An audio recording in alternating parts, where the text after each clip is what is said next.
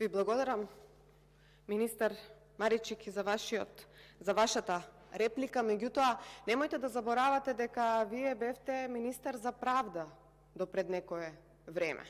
Немојте да заборавате дека во ваше време дозволивте стручните соработници да станат председатели на највисоките судски инстанции во државата.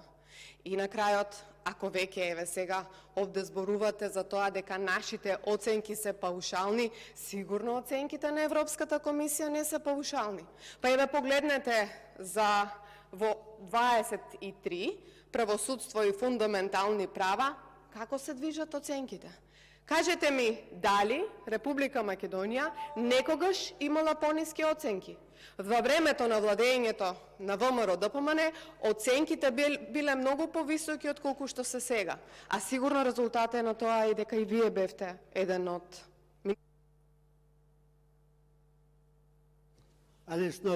Halil Snopçu replika.